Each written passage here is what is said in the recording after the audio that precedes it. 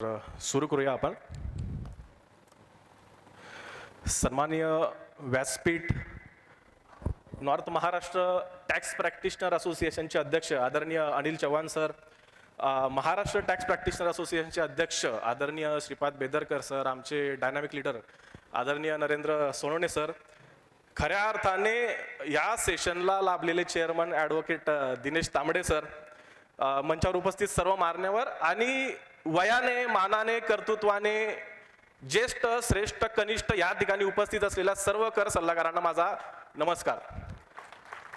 सर्वप्रथम तर या टाळ्या north Maharashtra tax practitioner association साठी झाल्या पाहिजे, कारण की अत्यंत देखणं असं आयोजन या ठिकाणी केलं गेलेलं आहे. तर एकदा जोरदार टाळ्या होऊन जाऊ द्या. आणि या टॅक्स का रामायण मध्ये मला खारीचा वाटा घेण्याची संधी दिली त्याबद्दल तर सर्वप्रथम धन्यवाद सर. आणि मी बघू शकतो की समोर अनेक ज्येष्ठ कर सल्लागार आहेत, त्यामुळे माझी जबाबदारी जरा वाढली आहे.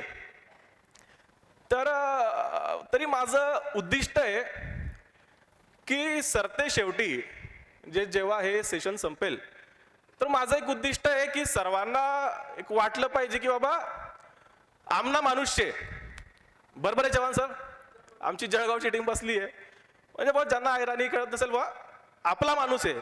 कारण झालं असं सर, जेव्हा मी प्रिपरेशन करत होतो माझ्या जळगावचा एका मित्राचा फोन आला मला की बाबा एक क्लायंट आहे माझा आणि त्याचं ऑडिट ऑब्झर्वेशन इश्यू केलेले आहेत, तर थोडंसं गोथ्रू कर आणि काय असायला पाहिजे तुझं ओपिनियन दे. तर ते गोथ्रू केले, त्याला सांगितलं बाबा हे ठेव हे नको ठेवू. आणि शेवटी माझ्या तोंडून निघालं की आणि इतकं करून सुद्धा जर ऑफिसर कन्व्हिन्स झाला नाही तर शोकॉज नोटीस घे. ठीक आहे, हे माझं वाक्य ऐकून त्याचा फीडबॅक मला मिळाला की तुम्ही हे पुण्या मुंबईवाले स्पीकर, म्हणजे सर फीडबॅक दिला त्यांनी की बाबा तुम्ही पुण्या मुंबईवाले स्पीकर काहीतरी हायपोथेटिकल एक्झाम्पल देतात आणि आम्हाला सांगतात की शोकॉज नोटीस घ्या. इथे काय करावं लागतंय आम्हाला माहिती आहे. एकाच ऑफिसरकडे 10 क्लायंट्स असतात, बरोबर आहे. आणि एका क्लायंटवर जर मी त्याला सांगितलं बाबा शोकॉज नोटीस द्या, ऑफिसरांनी साहेबांना सांगितलं की शोकॉज नोटीस द्या, तर त्याचा राग ते दुसऱ्या क्लायंटवर काढतील, पुढच्या वर्षात काढतील, बरोबर आहे. थोडंसं भूतकाळात गेलो, कारण मी पण बॅक बेंचर होतो आणि अजून पण काल पण बसलो होतो मागे. तर मागचं जग वेगळं असतं, बरोबर आहे. तर आपल्या मनात पण प्रश्न येतो असं कुठे होतं का, हा बरोबर आहे.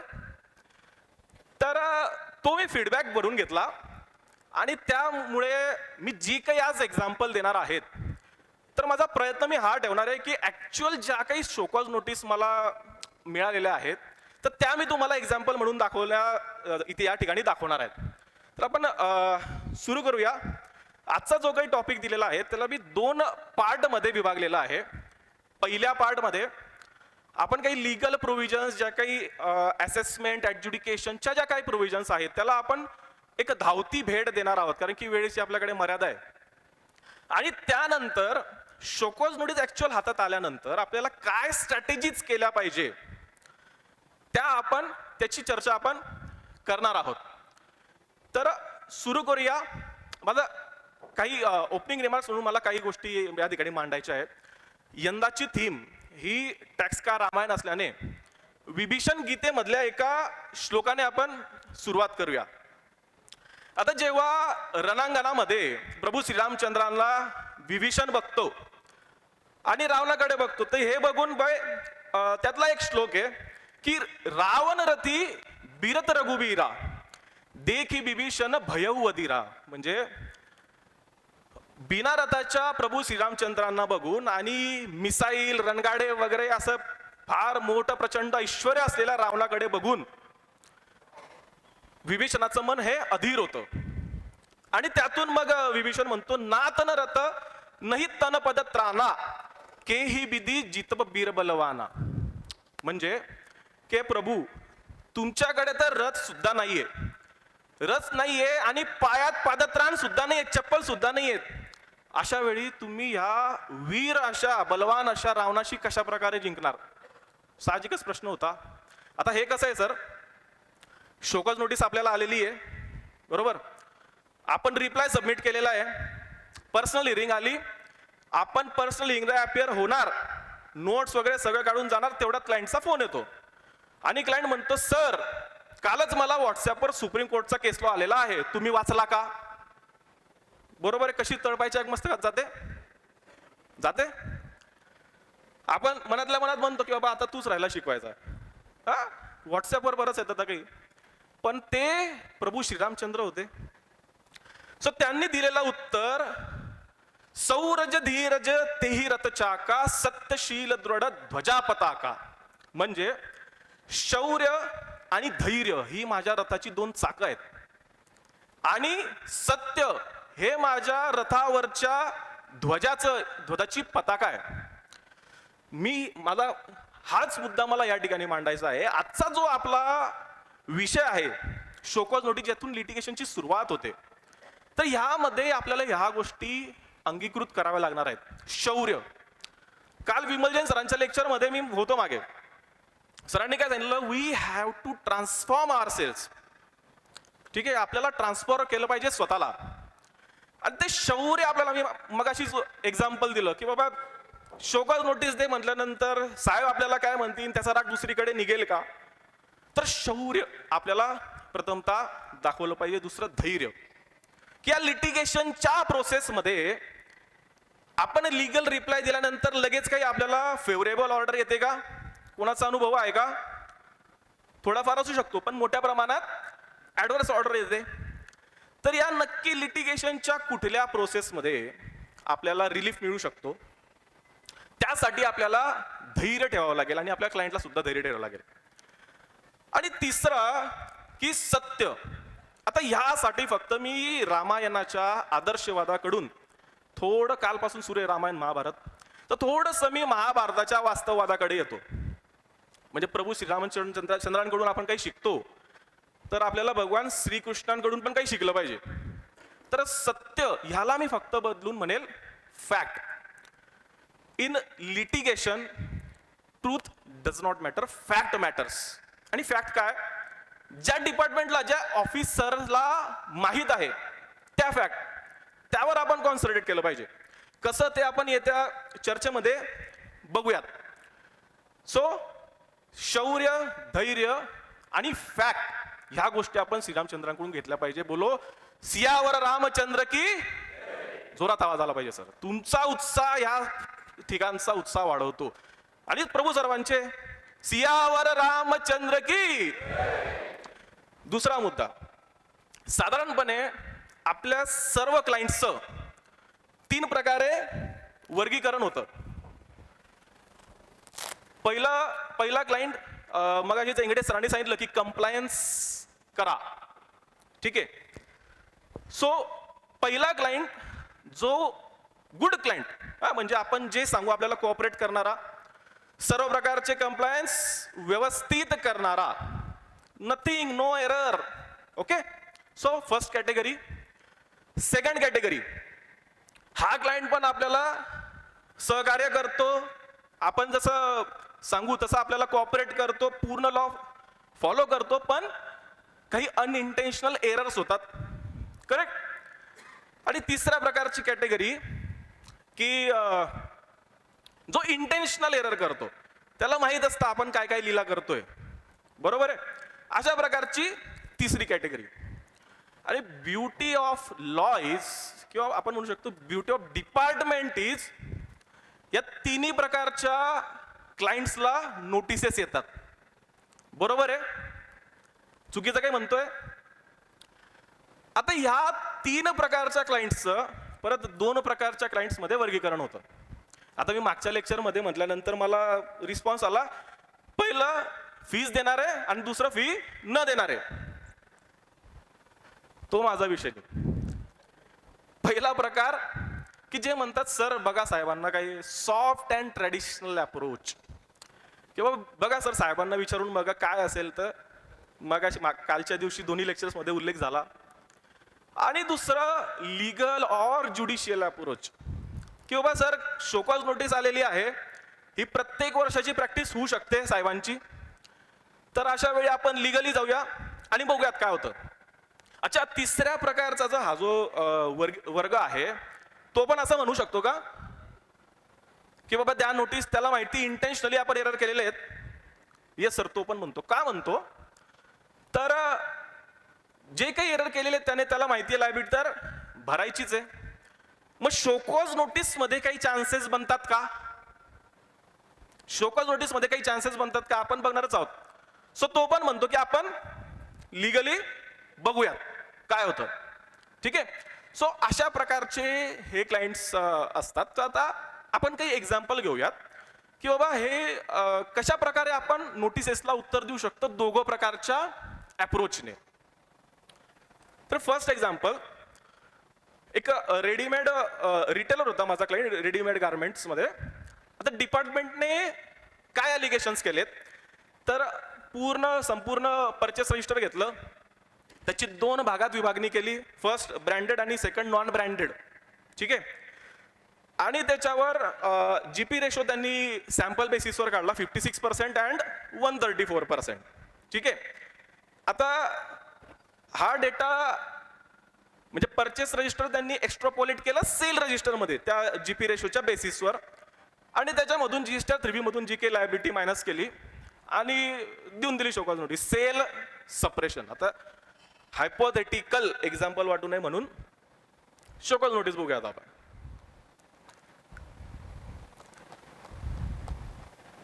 कारण ऍक्च्युअल शोकॉज नोटीस अशा येतात का ही किंतु परंतु तुमच्या मनात राहू नये म्हणून हा प्रयत्न.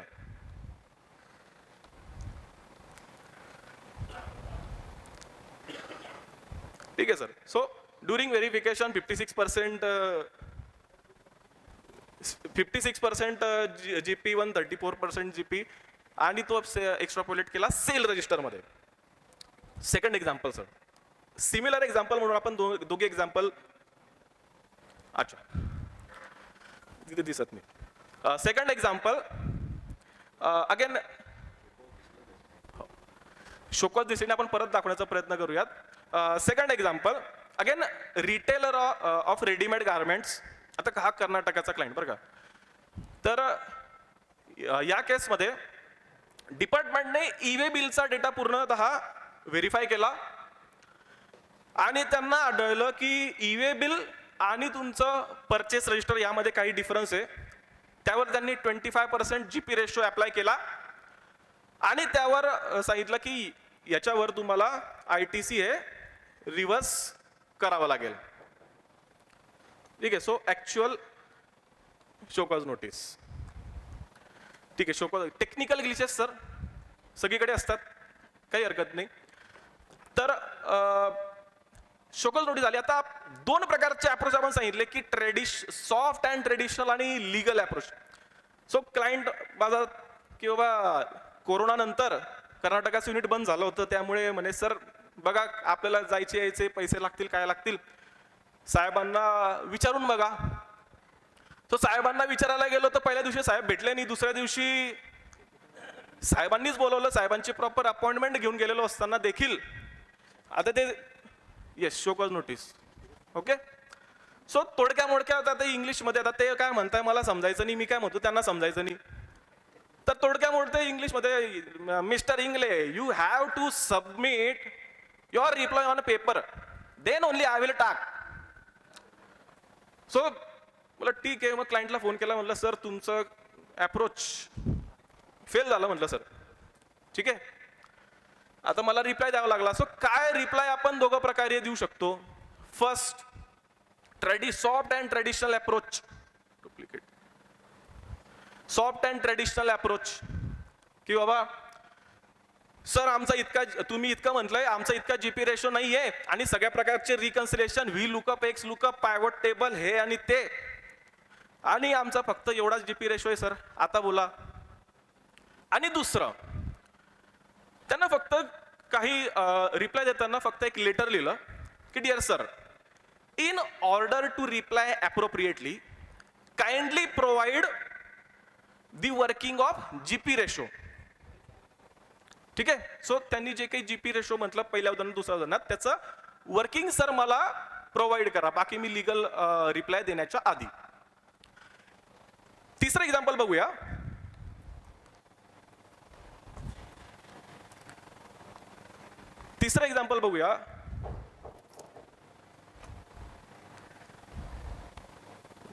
ऑपरेट होत नाही.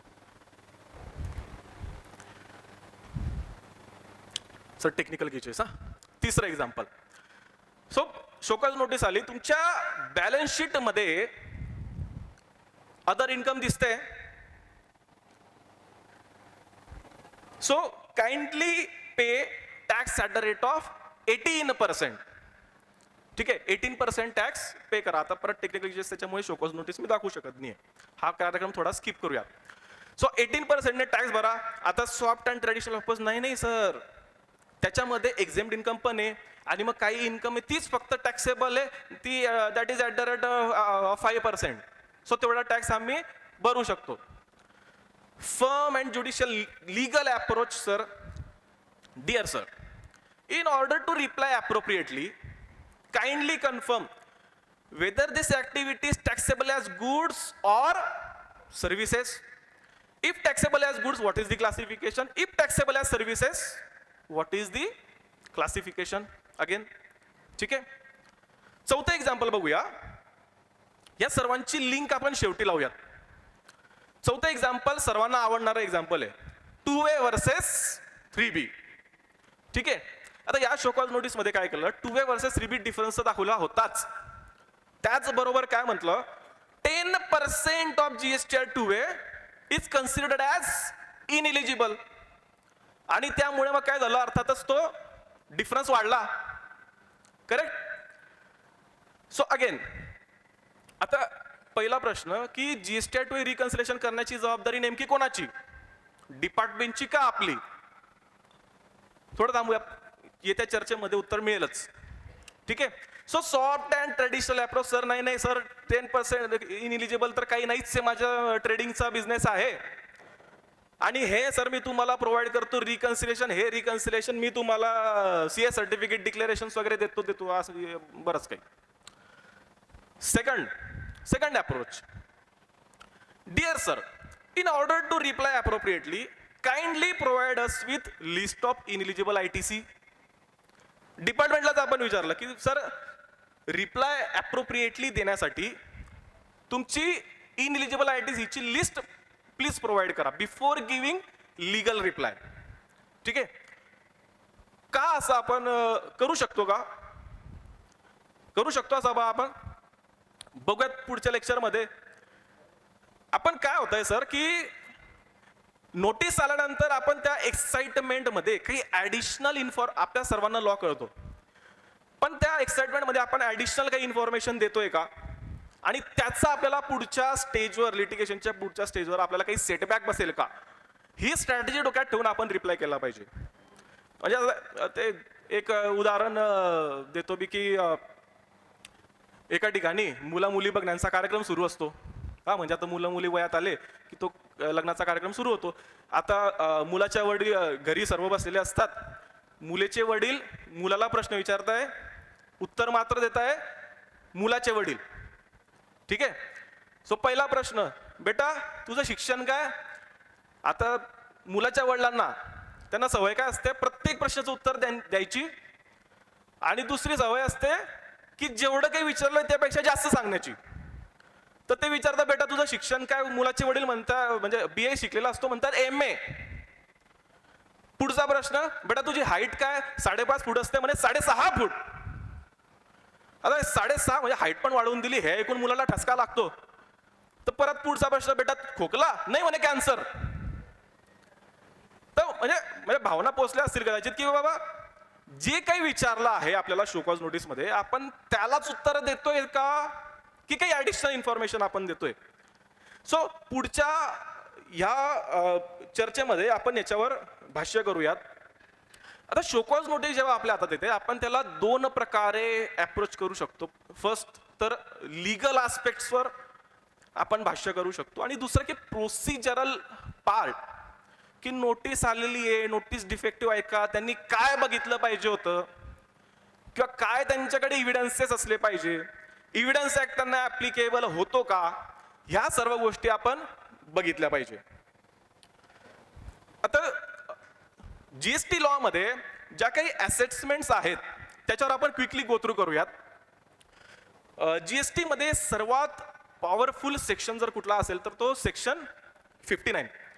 सेक्शन 59 काय आहे, तर सेल्फ असेसमेंट म्हणजे taxpayer needs to self assess tax per se. आपल्यालाच करायची आहे सेल्फ असेसमेंट, ठीक आहे. आणि जर त्याला चॅलेंज करायचं असेल तर ते चॅलेंज डिपार्टमेंटने करावं आणि मग त्याच्यातल्या बारीक सारीक गोष्टी आपण बघणारच आहोत. पुढचं सेक्शन प्रोव्हिजनल असेसमेंट, जेव्हा टॅक्स किंवा टॅक्सेबल व्हॅल्यू किंवा टॅक्स रेट डिटरमाइन होत नसेल अशा वेळी प्रोव्हिजनल असेसमेंट केली जाते. त्यानंतर फायनल असेसमेंट केली जाते. सगळ्यांचा आवडता, डिपार्टमेंटचा आवडता सेक्शन 61. ज्या सेक्शन 61च्या अंडर आपल्याला शोकॉज नोट AS-empty 10 इश्यू होते आणि त्याच्यात बरेचसे पॅरामीटर्स आहे, ठीक आहे. सो सेक्शन 61 मध्ये काय, AS-empty 10 मध्ये नोटीस येईल, आपण AS-empty 11 मध्ये त्याला आन्सर करायचं आहे आणि जर सॅटिस्फॅक्टरी आन्सर असेल तर आपल्याला AS-empty 12 इश्यू होईल. जर सॅटिस्फॅक्टरी आन्सर नसेल तर काय होईल, further action may be initiated under section 65, 66, 67 or show cause notice under section 73, 74 will be issued. बरोबर. आता फार जास्त मी याच्या खोलात जाणार नाही कारण कालच्या 2 लेक्चर्स मध्ये बऱ्यापैकी पार्ट कव्हर झालेला आहे. पण पुन्हा तोच प्रश्न, आपल्यापैकी काहींनी ऑब्झर्व केलं असेल का की AS-empty 10 नोटीसने जो काही डिफरन्स कम्युनिकेट आपल्याला केलेला आहे, जर आपण रिकन्सिलेशन दिलं तर तो डिफरन्स वाढतो. केलंय असं आपण ऑब्झर्व? कोणी कोणी केलंय सर, प्लीज केलंय ऑब्झर्व? येस. का? साधा मॅथमॅटिकल म्हणजे ग्रॉस लेवलला डिफरन्स आहे आणि जर आपण इनव्हॉइस लेवलला गेलो तर साहजिकच तो डिफरन्स वाढतो. जे काही GSTR 2A मध्ये इनव्हॉइसेस नसतील रिफ्लेक्ट झालेले तर ते त्याची ॲज अ लायबिलिटी म्हणून आपल्याला कम्युनिकेट केले जातात. माझा मुद्दा सांगायचा हा आहे की सेक्शन 61 मध्ये मी रिप्लाय नका देऊ असं म्हणत नाहीये, पण आपण हे लक्षात घेतलं पाहिजे की सेक्शन 61 ला आपण जेव्हा रिस्पॉन्स देतो तर that should not be the additional material or additional evidence in the hands of tax officer. For example, e-way bill versus sale register किंवा ITC रजिस्टर, याच्यावर या डिफरन्सवर डिस्क्रिपन्सी कम्युनिकेट केली जाते आणि त्याच्यावर आपण उत्तर देतो sir V lookup, X lookup, H lookup, हे लुकअप, ते लुकअप. बरोबर आहे. आपण असं उत्तर देऊ शकतो का, डिअर सर थ्रेशोल्ड लिमिट काय ई-वे बिलची 1 लाख रुपीज, 50,000 रुपीज सगळ्यांना माहितीच आहे, प्लस काही काही गुड्सला ई-वे बिल ऍप्लिकेबल नाहीये. मग हे इनफ असू शकतं का? नक्कीच असू शकतं. अशा बऱ्याचशा केसेसमध्ये AS-empty 12 इश्यू झालाय.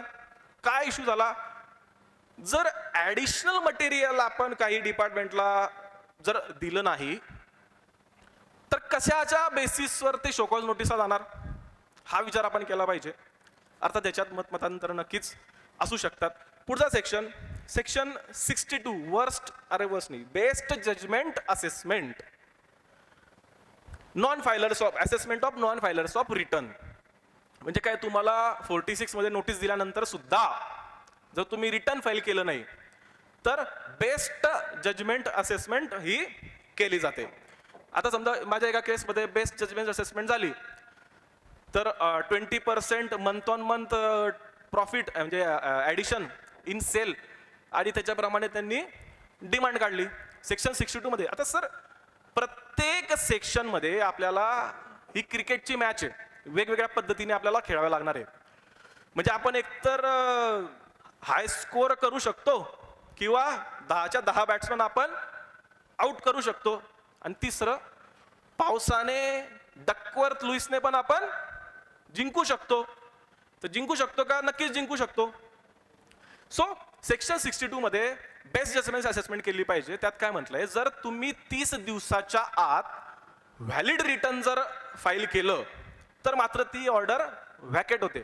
Valid return under section 2 clause 117. Valid return means self पॅसेज tax which was paid fully under return fix drive under section 39. ठीक आहे. So whether nil return is a valid return, आता हे मी तुमच्यावर सोडतो आणि पुढे जातो. So section 62 best judgement assessment, in order to vacate that order we have to file a valid return within 30 days. ठीक आहे. Then section 63 assessment of unregistered person, summary assessment 64. 65 वर मला थोडंफार बोलायचं आहे. Audit by tax authorities. ऑडिटची notice येते, त्यानंतर आपण सर्व बुक्स ऑफ अकाउंट्स वगैरे ऑडिट होतात आणि त्याच्यानंतर ऑडिट ऑब्झर्वेशन्स आपल्याला इश्यू केले जातात. आपल्याला प्रेशराईज सुद्धा केलं जातं की बाबा हे लायबिलिटी तुम्ही पे करा, नाही केल्यास पुढची शोकॉज नोटीस ही इश्यू केली जाईल. आता किती लोकांनी ऑडिट ऑब्झर्वेशन इश्यू केल्यानंतर डिटेल्ड मध्ये रिप्लाय दिलेला आहे? किती लोकांनी दिलाय सर? ठीक आहे. आता सर माझा एक मुद्दा मांडायचा आहे. जर ऑफिसर जर कन्व्हिन्स होणार असेल ऑडिट ऑब्झर्वेशन इश्यू केल्यानंतर, तर ड्युरिंग ऑडिट का कन्व्हिन्स होत नाही? करेक्ट. ड्युरिंग ऑडिट पण आपण त्याला ते सबमिशन्स देतोय की बाबा याच्यावर लायबिलिटी नाहीये आणि दिस इज नॉट टॅक्सेबल वगैरे वगैरे. आणि त्याच्यानंतर मग आपण शोकॉज नोटीसची वाट का पाहत नाही? कारण show cause notice is the conclusion of investigation. आपण जर शोकॉज नोटीसची वाट पाहिली सर, तर टॅक्स ऑफिसर सुद्धा त्या शोकॉज नोटीसच्या बाउंड्रीमध्ये, त्या चौकटीमध्ये अडकतो. आता मी बऱ्याच कंपनी बघितल्या, म्हणजे multinational companies, even listed companies, की मोठा ऑडिट ऑब्झर्वेशनला रिप्लाय सगळे, म्हणजे त्याच्यात युरोपियन कोर्ट ऑफ जस्टिस, त्यानंतर हायकोर्ट, सुप्रीम कोर्टचे डिसिजन नाही. सिम्पली एका केसमध्ये ऑडिट झालं आणि त्या केसमध्ये ऑडिट ऑब्झर्वेशन इश्यू झाले. सो रिप्लाय केला, you pay this much tax, otherwise serious action will be taken under section 73, 74 show cause notice will be issued. So त्यांचे पॅरावाईज 6-7 पॅरा आम्हाला कम्युनिकेट केले होते. So first paragraph, sir we don't agree, we don't agree, we don't. अरे नाही, तुम्हाला detail reply द्यावा लागेल. Sir, show cause notice issue होण्याआधी डिटेल रिप्लाय देणं म्हणजे आपल्याला पुन्हा एकदा बघितलं पाहिजे की आपण काही ॲडिशनल एव्हिडन्सेस किंवा ॲडिशनल मटेरियल डिपार्टमेंटच्या हातात देतोय का. ठीक आहे. Section 66 special audit bye CA और CMA. अच्छा, 65चं ऑडिट झाल्यानंतर सुद्धा 66 ऑडिट होऊ शकतं का? येस, होऊ शकतं. देन 67 कालच ऑलरेडी लेक्चर झालेलं आहे. आता सेक्शन 67 मध्ये इन्स्पेक्शन सर सीझर झाल्यानंतर नोटीस काय येते? समजा की तुम्ही जे एक्झेम्पशन क्लेम केलं आहे that is wrong and you should pay tax at the rate of 18%, 28%, what ever. ठीक आहे.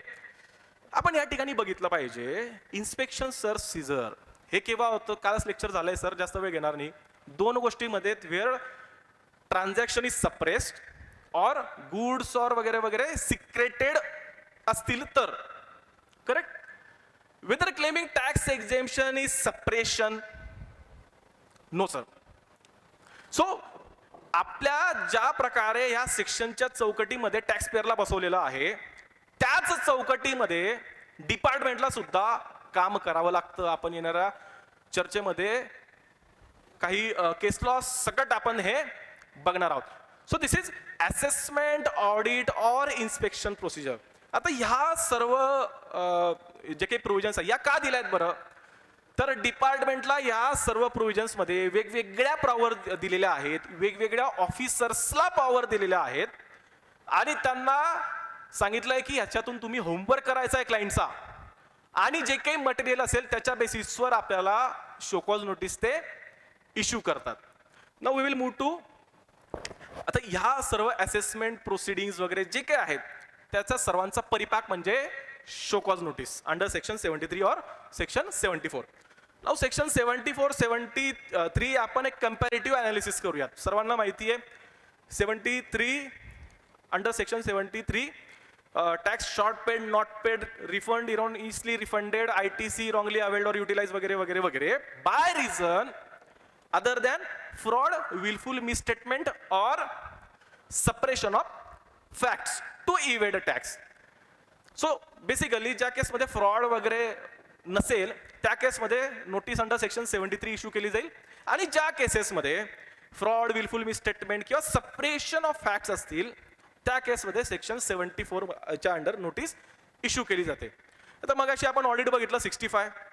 बेसिकली डिपार्टमेंटचा फंडा काय असतो, जर आम्ही शोधून काढलं बॅलन्स शीट मधून दॅट डे, तर मग आम्ही 74ची नोटीस देणार, हेच म्हणतात सर्वांना.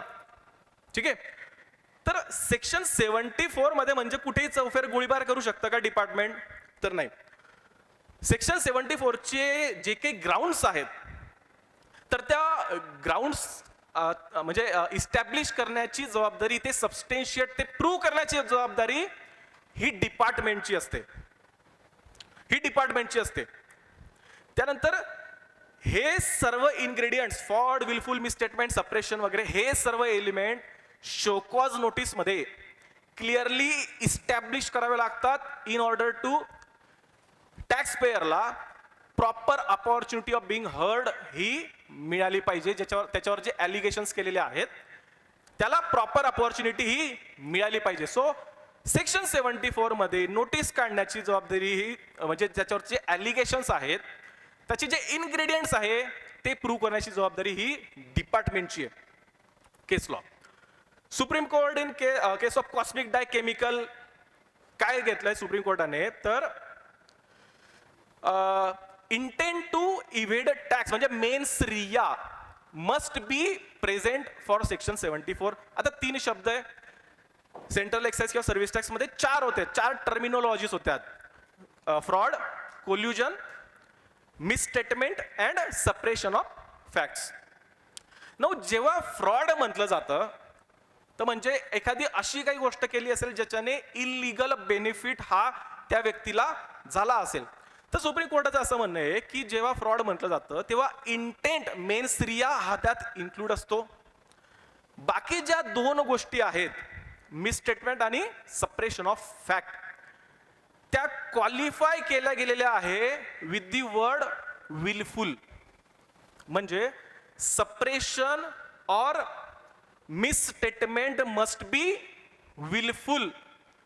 आणि परत पुढे काय म्हटलंय, इंटेंट टू इव्हेड टॅक्स. मग सुप्रीम कोर्टाने यात फरक केलेला आहे. प्रत्येक सप्रेशन किंवा प्रत्येक मिसस्टेटमेंट हे काही ग्राउंड होऊ शकत नाही 74च्या अंडर नोटीस देण्यासाठी. That misstatement or that suppression must be wilful with intent to evade tax. असं एक्झाम्पल देता येईल का? समजा सप्रेशन डिफाईन केलंय एक्सप्लेनेशन मध्ये की एकतर तुम्हाला काही इन्फॉर्मेशन रिटर्न मध्ये फर्निश करायची असेल ती तुम्ही केली नसेल, किंवा एखादी इन्फॉर्मेशन डिपार्टमेंटने विचारली पण तुम्ही दिली नसेल. ठीक आहे. सो अशा केसमध्ये सप्रेशन होईल. मग समजा GSTR 1 मध्ये आपण शेवटच्या लास्ट शीट मध्ये इनवॉइस नंबर दिले नाहीत, तर मग हे सप्रेशन होईल का? 74ची पेनल्टी लेवी करू शकतील का? तर नाही. जरी समजा इनवॉइस नंबर मी दिले नसतील तरी टॅक्स ॲप्रोप्रिएटली मी भरलेला आहे. सो अशा केसमध्ये that may be suppression but not with intent to evade tax. So अशा प्रकारे आपल्याला सप्रेशन, मिसस्टेटमेंट, फ्रॉड ह्या टर्मिनॉलॉजी अभ्यासून पण डिपार्टमेंटने काय एव्हिडन्सेस दिले आहे शोकॉज नोटीस मध्ये हे आपण बघितलं पाहिजे. पुढे जाऊया. तर टाइम लिमिट. आता टाइम लिमिट मध्ये जी एकाच सेक्शन मध्ये वेगवेगळ्या टर्मिनॉलॉजीज यूज केल्या गेलेल्या आहेत आपण बघूयात. So time limit, section 73 subsection 2 time limit for issuance of show cause notice. त्यामध्ये म्हटलंय की सेक्शन 10 मध्ये जो काही टाइम लिमिट दिला गेलेला आहे त्याच्या 3 महिन्याच्या आधी शोकॉज नोटीस ही इश्यू केली पाहिजे. काय केली पाहिजे? इश्यू केली पाहिजे. ठीक आहे. सबसेक्शन 10 मध्ये काय म्हणलंय की रिलेव्हंट डेट पासून 73 मध्ये 3 वर्ष आणि 74 मध्ये 5 वर्ष, extended period of time. So ह्या चौकटीमध्ये या टाइम लिमिट मध्ये शोकॉज नोटीस ही इश्यू केली पाहिजे. फक्त 3 इयर्स, 74 मध्ये 5 इयर्स. नंतर voluntary payment and penalty section 73 मध्ये म्हटलंय की person chargeable with tax may pay before service of show cause notice tax along with interest payable. आणि मग सबसेक्शन 6 मध्ये म्हटलंय की मग पुढची शोकॉज नोटीस ही दिली जाणार नाही. म्हणजेच काय, तर पेनल्टी आकारली जाणार नाही. सो सेक्शन 73 सबसेक्शन 5 म्हणतो before service of notice, before issuance of show cause notice म्हटलेलं नाही. सेक्शन 74 मध्ये काय म्हटलंय, before service of show cause notice, जर 74 मध्ये मला व्हॉलंटरी पेमेंट करायचं असेल तर मिनिमम पेनल्टी मात्र 15% लागेल आणि मग पुढची जी काही प्रोसिडिंग आहे ती कन्क्लूड होईल आणि कुठल्या प्रकारची नोटीस ही दिली जाणार नाही. सो सेक्शन 74(5) मध्ये काय म्हटलंय, सर्व्हिस ऑफ शोकॉज नोटीस, याचा रिलेव्हन्स पुढे सांगूयात.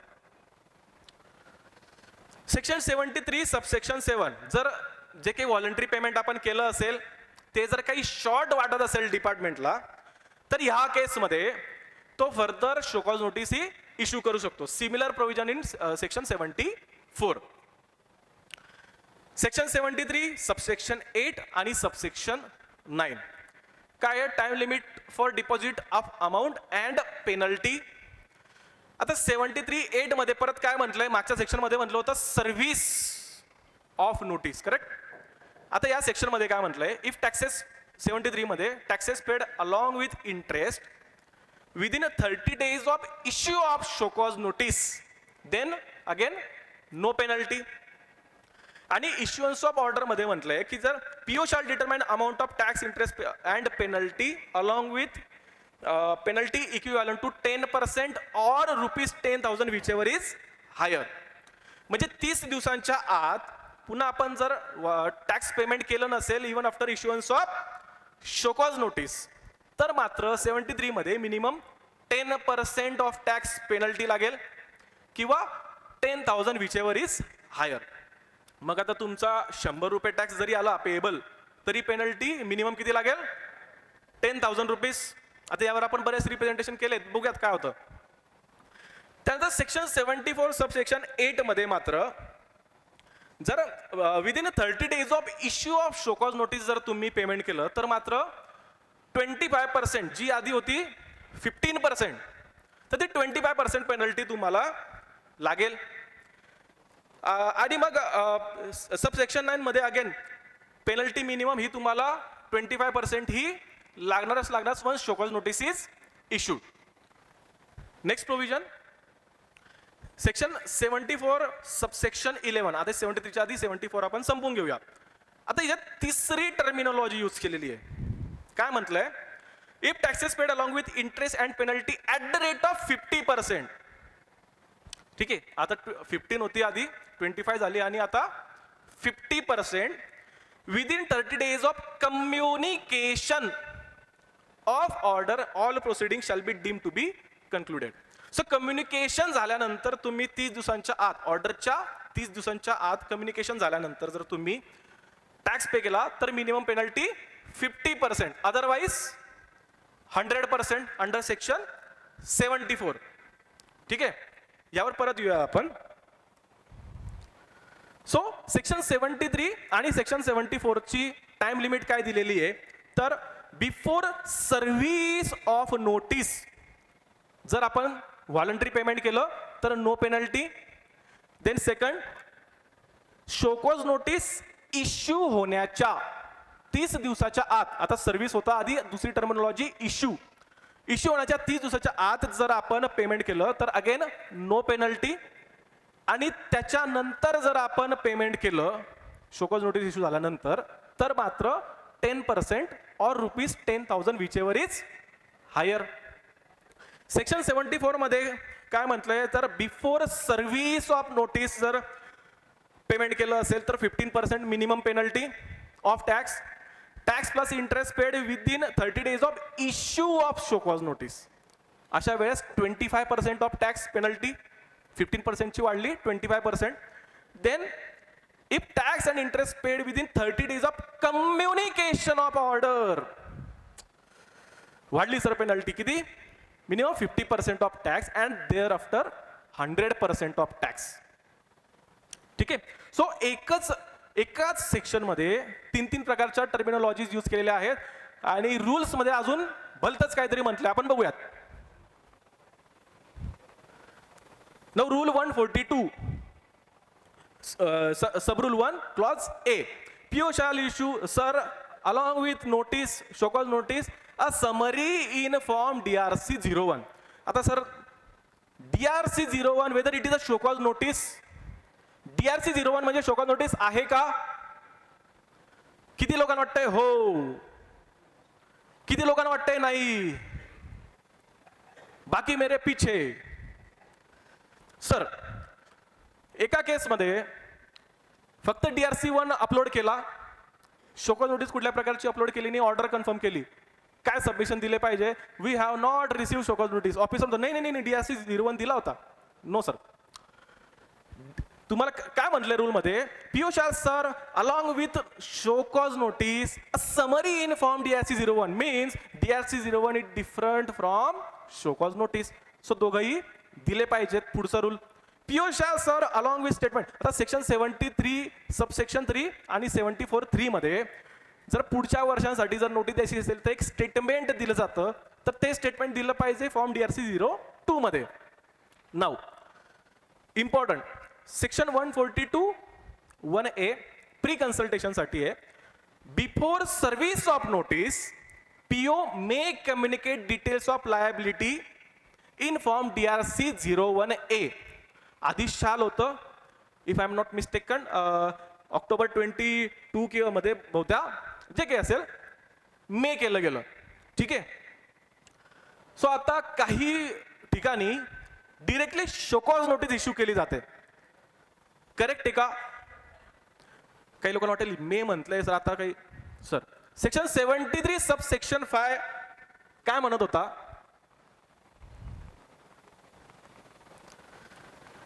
Before service of show cause notice tax payer may pay tax voluntarily payment होतं. पुढचं काय म्हटलंय? On the basis of his own ascertainment और on the basis of tax ascertained by tax officer, proper officer. ठीक आहे. मग आता प्रॉपर ऑफिसरने समजा टॅक्स असर्टन केला असेल तो काय तोंडी सांगेल का? ही शुड इश्यू DRC 01 आणि बऱ्याच हायकोर्टचे सुप्रीम कोर्टचे जजमेंट्स आहेत की pre consultation should be issued. So section आणि रूल हा या ठिकाणी कॉन्ट्राडिक्ट करतोय. जर आपल्याला डिरेक्टली शोकॉज नोटीस जर इश्यू झाली असेल तर आपल्याला रिप्लाय मध्ये ही गोष्ट नमूद केली पाहिजे. Then voluntary payment before service of notice form DRC 03. So before service of notice तुम्हाला व्हॉलंटरी पेमेंट करायचं असेल तर DRC 03 मध्ये तुम्ही ते पेमेंट करा. त्याचा ऍक्सेप्टन्स DRC 04 मध्ये हे डिपार्टमेंट कडून मिळेल. पुढचा sub rule 3 payment under section 73(8) within 30 days of service of notice. आता या ठिकाणी रूल कॉन्ट्राडिक्ट करतोय.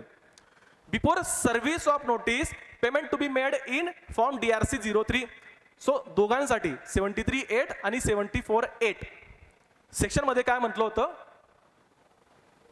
कम्युनिकेशन और sorry issuance of show cause notice. Rule मध्ये काय म्हटलंय?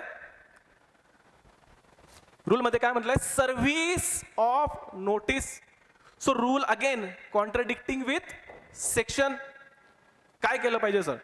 इन माय हंबल व्ह्यू, परत त्याच्यात मतमतांतर असू शकतील, प्रत्येक नोटीस ही प्रॉपरली सर्व झाली पाहिजे आणि त्यानंतरच टॅक्स पेअरला कळेल की त्याच्यावर काय ॲलिगेशन्स आहेत, त्याला टॅक्स पे करायचा आहे, नाही करायचं, लिटिगेट करायचंय, काय करायचंय. तर प्रत्येक नोटीस ही सर्व झाली पाहिजे.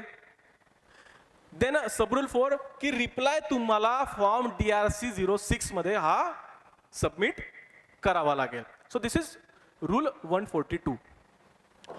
आता पुढचं प्रॅक्टिकल केस स्टडी हा सर की whether penalty still payable if show cause notice was issued under section 73 and tax was paid within 30 days of issuance of showcause notice but interest was not paid. 30 दिवसाच्या आत 73 मध्ये show cause notice issue झाली पण मी 30 दिवसाच्या आत फक्त टॅक्सचं payment केलं, interest मात्र पे केला नाही. पेनल्टी लागेल का? लागेल? नो सर, पेनल्टी लागेल. आता का म्हणतोय मी असं? तर सेक्शन 73(8) मध्ये काय म्हटलंय? Tax to be paid along with interest. First submission.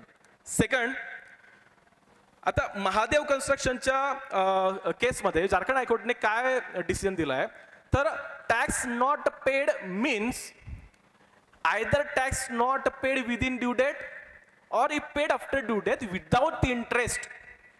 So still section 73 or section 74 can be invoked. So अशा केसमध्ये आपण जे म्हणतो टॅक्स तर भरून टाकू, नंतर बघू शोकॉज नोटीस आल्यावर, सर त्या केसमध्ये सुद्धा पेनल्टी लेवी होऊ शकते. तिसरा अजून मुद्दा, त्या ठिकाणी काय म्हणताय, टॅक्स ड्यू म्हटलेलं नाहीये. जो काही शोकॉज नोटीस मध्ये टॅक्स हा शब्द आहे, सो टॅक्सच्या 10% पेनल्टी त्या ठिकाणी म्हटलं आहे. सो अशा केसमध्ये तुम्हाला पेनल्टी ही लागू शकते. आता सर्वात ड्रॅकोनियन प्रोव्हिजन, सेक्शन 73 सबसेक्शन 11 काय म्हटलं यामध्ये, त्याच्या आधी उजळणी करूया की सबसेक्शन 6 मध्ये काय म्हटलं होतं की 5 मध्ये जर व्हॉलंटरीली टॅक्स पेमेंट केलं असेल बिफोर सर्व्हिस ऑफ नोटीस, तर मात्र कुठल्याही प्रकारची शोकॉज नोटीस इश्यू केली जाणार नाही. सबसेक्शन 8 मध्ये काय म्हटलं होतं की जर शोकॉज नोटीसच्या 30 दिवसाच्या आत जर पेमेंट केलं असेल तर मात्र कुठल्याही प्रकारची पेनल्टी पुन्हा लागणार नाही. करेक्ट. मात्र सेक्शन 73 सबसेक्शन 11 या दोघं प्रोव्हिजन्सला ओव्हरराईड करतोय. काय म्हटलंय की notwithstanding anything contained in subsection 6 और subsection 8, penalty under section subsection 9 shall be payable whether any amount of self-assessed tax or amount collected as a tax has not been paid. या दोन केसेसमध्ये within 30 days of the due date from the payment of such tax. तर अशा केसमध्ये 10% और 10,000 जी penalty म्हटली ती लागू शकते. सो काही एक्झाम्पल घेऊया. सपोज ऑलरेडी एका समजा एप्रिल महिन्याची लायबिलिटी होती, ती मी 3 महिन्यानंतर पे केली. ठीक आहे, 3 महिन्यानंतर पे केली आणि त्याच्यावरचा इंटरेस्ट मात्र मी पे केलेला नाही. शोकॉज नोटीस इश्यू झाली इंटरेस्टसाठी, त्याच्यानंतर मी 30 दिवसाच्या आत पेमेंट करून टाकलं इंटरेस्टचं. पेनल्टी लागेल का? पेनल्टी लागेल? विचार करूया. सेकंड एक्झाम्पल, समजा एप्रिल महिन्यातला सप्लाय होता, त्याच्यानंतर मी 2 महिन्यात टॅक्सचं पेमेंट केलं. त्याच्यानंतर मला ऑडिट करताना आठवलं, बिफोर शोकॉज नोटीस ऑडिट करताना आलो की आपण इंटरेस्टचं पण पेमेंट केलं पाहिजे. सो मी पुढच्या वर्षीच्या डिसेंबरमध्ये इंटरेस्टचं पेमेंट करून टाकलं. ठीक आहे, before service of show cause notice. या केसमध्ये पेनल्टी लागेल का? नाही लागणार. का नाही लागणार? It is already paid. बघूयात आपण काय करावं लागेल. सर, सेक्शन 73 सबसेक्शन 11 इन्व्होक करण्यासाठी मेनली 73 सबसेक्शन 1 मध्ये जो डिफॉल्ट दिलेला आहे तो असेल तरच नोटीस इश्यू होईल. करेक्ट. कशासाठी इश्यू होईल? Tax not paid, short paid. Correct. आपण ऑलरेडी महादेव कन्स्ट्रक्शनचं एक्झाम्पल बघितलं. ठीक आहे. सो त्या केसमध्ये जर इंटरेस्ट पे केला नसेल तर मात्र शोकॉज नोटीस इश्यू होऊ शकते. पहिलं एक्झाम्पल. पण दुसऱ्या एक्झाम्पल मध्ये ऑलरेडी आपण इंटरेस्ट पे करून टाकला, तर मुळात सेक्शन 73 सबसेक्शन 1 मध्ये नोटीस इश्यू होऊ शकते का?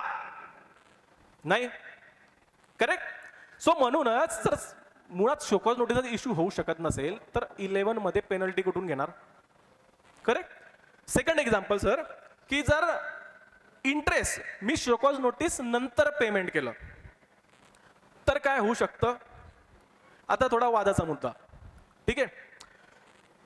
काय म्हटलंय परत, ह्या टर्मिनॉलॉजी कुठली यूज केली आहे? सेल्फ असेस टॅक्स और tax collected but not paid. Self assess tax 75(12) मध्ये एक्सप्लेनेशन मध्ये दिलेलं आहे. सेल्फ असेस टॅक्स मीन्स एकतर सेल्फ असेस केला असेल आणि तो पे केला नसेल इन फुल, किंवा GSTR1 मध्ये तुम्ही एखादं ट्रान्झॅक्शन डिस्क्लोज केलं असेल पण 3B मध्ये लायबिलिटी भरली नसेल, that is also self assess tax. So मुळात पहिली गोष्ट तर सेल्फ असेस टॅक्स जर तुम्ही त्याच्यावरचा इंटरेस्ट वगैरे किंवा त्या 30 दिवसाच्या आत पे केलं नसेल तरच पेनल्टी लागेल. करेक्ट.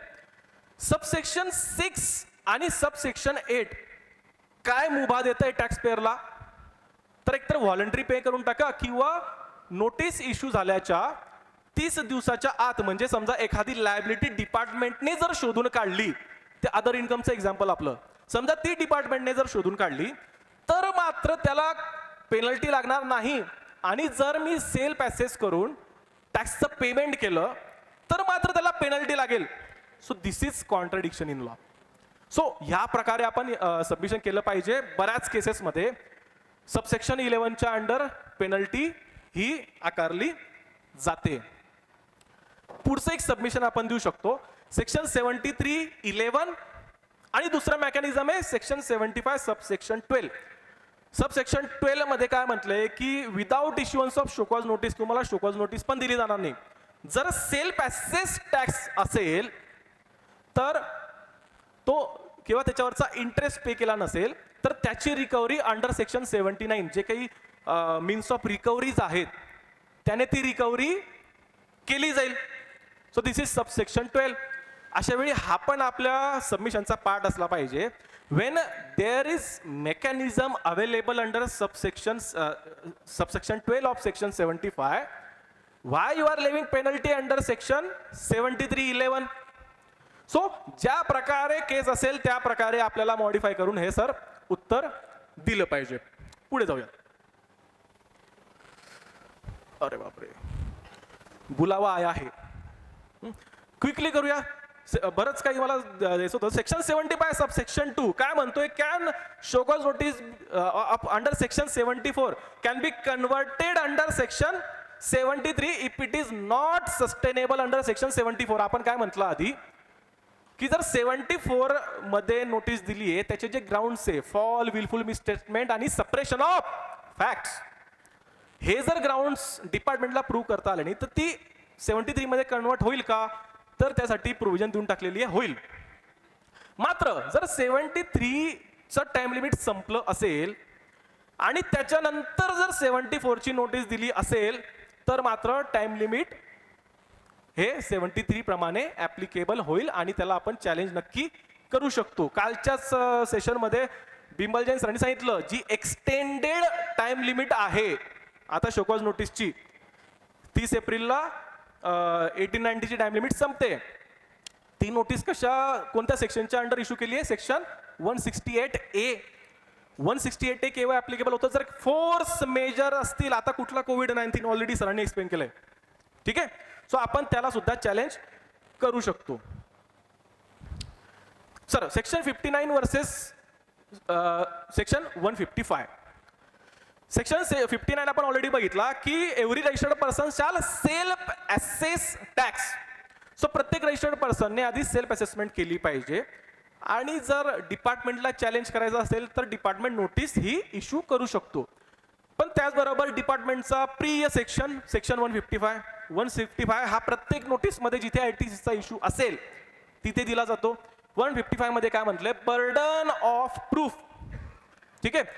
कोणत्या विषयामध्ये जर इनपुट टॅक्स क्रेडिटच्या इलिजिबिलिटी विषयी जर जो काही क्लेम असेल तर त्याचं burden of proof is on taxable person.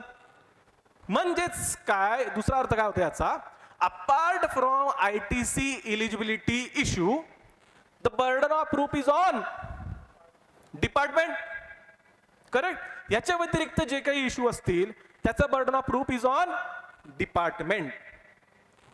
माझ्याकडे पर्याय नाही, आपल्याला क्विकली गो थ्रू करावं लागेल. आता स्ट्रॅटेजीजच्या भागाकडे आपण येऊया. फर्स्ट, जर नो स्पेसिफिक ॲलिगेशन असतील किंवा ॲलिगेशन हे स्पेसिफिक नसतील, वेग असतील, लॅक ऑफ डिटेल्स असतील, ॲझम्पशन प्रिझम्पशनच्या बेसिसवर नोटीस दिली असेल तर काय. Example again GSTR 2A versus 3B. डिपार्टमेंटची आवडती लाईन काय आहे याच्यामध्ये की suppliers have not reported supplying GSTR 1 and hence not reflected in 2A, hence it is presumed that ITC in respect of such supply is not paid to the government. म्हणजे department काय करते, presume करते की tax pay केला नाहीये. Sir Brindavan बेवरेजेसच्या case law मध्ये काय म्हटलंय की SCN is a foundation of any case.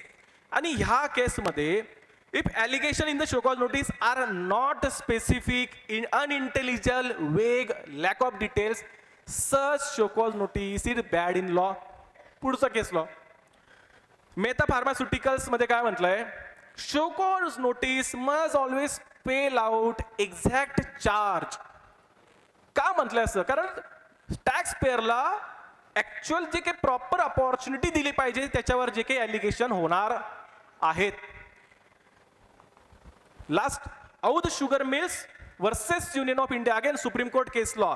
If notice was issued totally ignoring factual position based mere on assumption and presumption, again that notice is not sustainable in the eyes of law. So प्रत्येक वेळी आपण हे बघितलं पाहिजे, आपले 4 example जे आधी बघितले काय अझ्युम केलं होतं डिपार्टमेंटने, जीपी रेशो पहिल्या 2 एक्झाम्पल मध्ये, सेकंड की तो टॅक्सेबल सप्लाय बॅलन्स शीट मध्ये other income, third fourth example मध्ये काय म्हटलं होतं 2A 3B it is presumed that taxes has not been paid by the supplier. So अशा assumption presumption notices या are not sustainable in the eyes of law. पुढचा मुद्दा sir, show cause notice issued beyond the scope of provisions. मग अशी मी सुरुवातीला opening remarks मध्ये म्हटलं, जी चौकट टॅक्स पेअरला दिलेली आहे ती चौकट ऑफिसर साठी सुद्धा आहे. म्हणजे काय, for example 1, SMT 10 notice issue झाली आणि आपण काही रिप्लाय सबमिट केला, ठीक आहे, आणि त्या रिप्लायला सॅटिस्फाईड नाही आहे proper officer, so he asked for additional books of accounts. Can he ask कुठल्या प्रोव्हिजनच्या अंडर बुक्स ऑफ अकाउंट मागू शकतात, अंडर सेक्शन 65 ऑडिटच्या वेळेस. सेक्शन 61 मधल्या नोटीसला किंवा त्या ऑफिसरला पॉवर आहे, नो सर. सो सेक्शन 61च्या नोटीसमध्ये बुक्स ऑफ अकाउंट हे मागू शकत नाही. सेकंड एक्झाम्पल बऱ्याच ठिकाणी बघितलंय, म्हणजे पुण्यात पण बघितलं अगदी, की कमिशनर अपील्स हे मॅटर रिमांड बॅक करतायत, त्यांना पॉवर्स आहेत, no. He can only confirm, modify or annul. He cannot remand back the issue. जर रिमांड बॅक केला असेल तर अगेन आपण त्याला चॅलेंज केलं पाहिजे. हे मी मनाचं सांगतोय का सर, नाही. 3 केस लॉ तुमच्या समोर ठेवतो. Old case law Nazir Ahmad versus King Emperor 1936. काय म्हटलंय sir, where power is given to do certain thing in a certain way, that thing must be done in that manner only और नॉट एट ऑल. दुसरा case law sir Chandrakishore Jha versus Mahavir Prasad. If statute provides for a thing to be done in a particular manner, that thing must be done in that manner only. So जर स्कोपच्या बाहेर जाऊन जर एखादी गोष्ट, कालच्या example मध्ये आंचल Kapoor मॅडमच्या, again एका म्हणजे इन्स्पेक्शनच्या केसमध्ये ॲलिगेशन काय केलं गेलं, 18%चं 28%. फर्स्ट थिंग सेक्शन 67 मध्ये ते सप्रेशनच नाही प्रूव्ह करू शकत. सो अशा वेळी ती पूर्ण proceeding can be treated as invalid. पुढे पळूया. Burden of proof on department. Sir डिपार्टमेंटने काही ॲलिगेशन केले तर डिपार्टमेंटला काही प्रूव्ह करावं लागतं का. अगेन कालच्या लेक्चरमध्ये जाऊया. बिमर्जन सरांचं एक एक्झाम्पल, की रजिस्ट्रेशनसाठी नोटीस दिली गेली होती की तुम्ही फ्रॉडने ऑप्टेन केलेलं आहे रजिस्ट्रेशन, करेक्ट. सो सरांनी काय रिप्लाय केला होता, kindly let me know what fraud has been done by my tax payer my client, correct. बघूयात sir, union of India versus Garware Nylons मध्ये काय दिलंय, the burden of proof is on taxing authorities to show that particular case or item in question is taxable in the manner claim by them. Sir कुठल्याही कायद्या अंतर्गत जो व्यक्ती आरोप करतो, ॲलिगेशन करतो, त्या व्यक्तीला प्रूव्ह करावं लागतं अनलेस अदरवाईज स्पेसिफाईड. म्हणजे काय, सेक्शन 155. सो ITC इलिजिबिलिटीची जर केस असेल तर मात्र टॅक्स पेअरवर बर्डन ऑफ प्रूफ असतं, ठीक आहे. सो ह्या केसमध्ये डिपार्टमेंटला सुद्धा ॲलिगेशन हे सबस्टेन्शिएट करावे लागतात. 4th केस लॉ अगदी सुंदर असा केस लॉ होता, पण आपण आता घेऊ शकत नाही वेळेच्या अभावाने. पण मी त्याचे फक्त प्रिन्सिपल सांगतो. बिल्डरची केस स्टडी होती, पण आपण फक्त प्रिन्सिपल सांगतो. गोविंद सरन गंगा सरन या केस लॉ मध्ये काय दिलं होतं, तर to attract levy 4 components must be present. कुठले कुठले? Taxable event, taxable person, rate of tax and taxable value. ह्या चारींपैकी सर कुठलाही एखादा इव्हेंट जर ॲसर्टन करता येत नसेल तर टॅक्सची लेवी होऊ शकत नाही. अगदी फार celebrated case law. Next sir, applicability of evidence act for taxation laws. 10 minute sir please. ठीक आहे. सो एव्हिडन्स ऍक्ट डिपार्टमेंटला ऍप्लिकेबल होतो का? Again another case law, Chuharmal versus CIT. यात काय म्हणलंय की जे काही प्रिन्सिपल आहेत एव्हिडन्स ऍक्टचे ते ऍप्लिकेबल होतील टॅक्सेशन लॉला सुद्धा. पुढे बघताना आपण काही ग्लिम्सेस बघूयात क्विकली एव्हिडन्स ऍक्टचे. तर सेक्शन 58 काय म्हणतो of evidence act, facts admitted need not to be prove.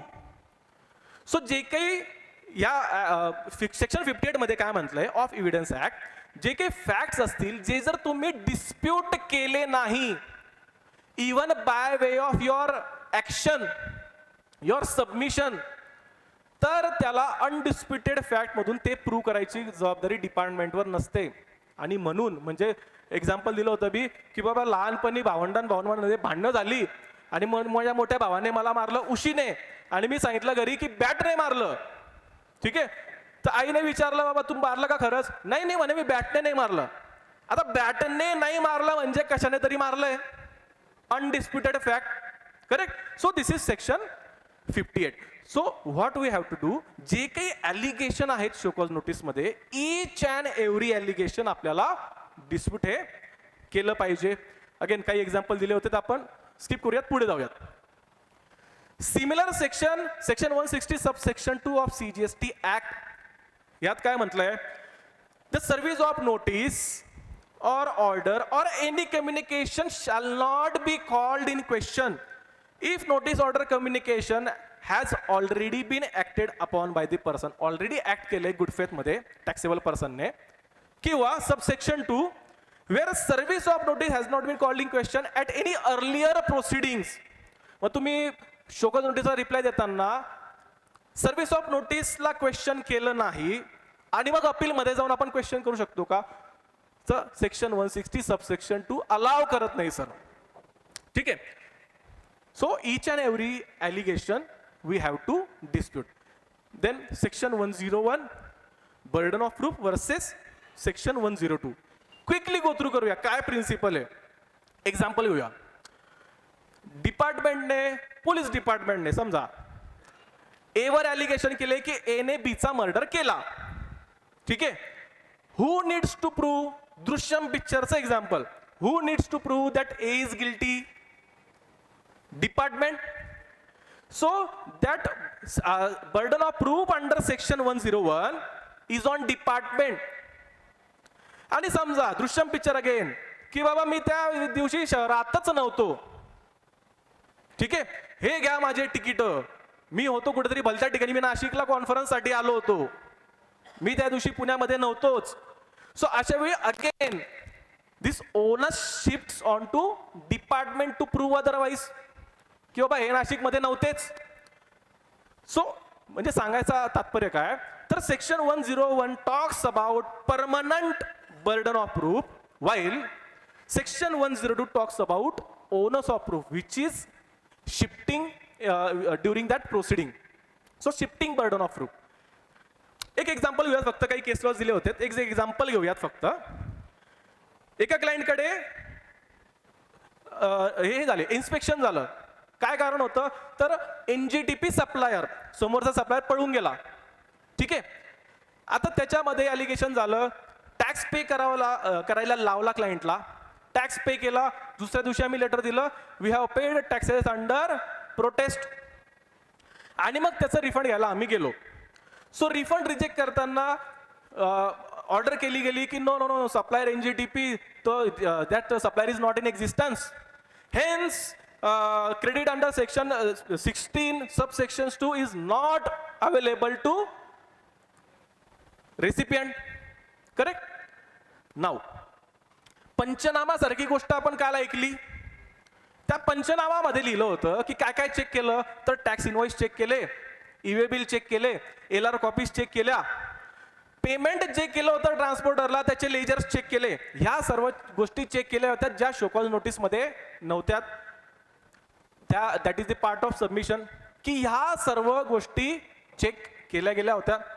Financial 18-19 मध्ये किती कंडिशन होत्या? सेक्शन 16 सबसेक्शन 2 मध्ये 4 conditions: tax invoice, receipt of goods, payment of taxes by the supplier, आणि चौथी condition recipient needs to file return under section 39. Correct? So मला burden of proof माझ्यावर आहे, मान्य आहे. सो टॅक्स इनवॉइस चेक केले का? तुमचा पंचनामा म्हणतोय. ठीक आहे. रिसीट ऑफ गुड्स तुमचा पंचनामा म्हणतोय. काय काय चेक केलं?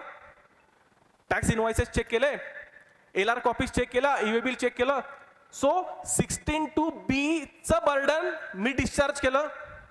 16(2)C वर बराच उहापोह काल सरांनी केलेला आहे, मी त्याच्यात जाणार नाही, आपल्याकडे वेळेची अत्यंत कमतरता आहे. ठीक आहे. सो जेव्हा मी हे माझ्या सबमिशन मध्ये येतं, then onus of proof shifts on to department. मग डिपार्टमेंटला काय प्रूव्ह करावं लागेल? जर हे माझं सबमिशन चुकीचं म्हणायचं असेल तर इनव्हॉइसेस बोगस होते, ईवे बिल चुकीचं होतं, 2 व्हीलरवर 1000 टन माल आला होता. पण हे जेव्हा डिपार्टमेंटला प्रूव्ह करावं लागेल, शोकॉज नोटीस ऑलरेडी इश्यू करून दिली सर, ऍडिशनल इव्हिडन्सेस घेऊ शकत नाही. सेक्शन 74 सब सेक्शन 7 जे काही ऑलरेडी ग्राउंड्स आहेत त्याच बेसिसवर तुम्हाला ऑर्डर कन्फर्म करावी लागेल. सो डिपार्टमेंटवर हे बर्डन आपण शिफ्ट कसं करू शकतो ते आपण बघितलं पाहिजे. पहिले 4 एक्झाम्पल सर क्विकली, त्यानंतर मी एंड करतो, मला सरांना सुद्धा वेळ द्यायचा आहे. तर पहिले 4 एक्झाम्पल: जीपी रेशो अगेन, त्यानंतर 3rd एक्झाम्पल होतं काय होतं 2A3B आणि अदर इन्कमवर टॅक्स. सो जेव्हा मी डिपार्टमेंटला प्रश्न विचारतोय आणि पोलाइटली विचारतोय, sir in order to reply appropriately kindly provide list of ineligible ITC. So जेव्हा मी प्रश्न विचारतोय, burden of proof shifts on to the department. यानंतर एक मास्टर सर्क्युलर आहे, मी फक्त हे सर्क्युलर सर्वांनी रेफर केलं पाहिजे. यामध्ये पूर्ण शोकॉज नोटीसचं स्ट्रक्चर कसं असलं पाहिजे, लीगल फ्रेमवर्क कसे असलं पाहिजे, किती पर्सनल हिअरिंग्स दिल्या पाहिजे, टॅक्स इंटरवल काय असलं पाहिजे, order must be speaking order, that should not B non speaking order. So ह्या सर्व गोष्टी याच्यामध्ये दिल्या पाहिजे. You can please go through. शेवट फक्त माझ्या फेवरेट श्लोकाने करूया. अश्वम नैवम गजम नैवम व्याघ्रम नैवच नैवच अजापुत्रम बलिम दद्यात देव दुर्बल घातक. अर्थात ह्या जगामध्ये घोडा नाही, अश्वम नैव, हत्ती नाही, गजम नैव, व्याघ्रम नैवच नैवच, वाघाचा तर मुळीच नाही, पण बळी दिला जातो तर दुर्बल अशा बोकडाचा. आणि ह्या GSTच्या जगतामध्ये जर आपल्या कोणाला शोकॉज नोटीस इश्यू झाली तर आपल्यापैकी कुठलाही घटक मागे पडू नये म्हणून नॉर्थ महाराष्ट्र टॅक्स प्रॅक्टिशनर असोसिएशनने हा प्रपंच घडून आणला आणि इथे मला बोलण्याची एक संधी दिली, त्याबद्दल मी सर आपला ऋणी आहे.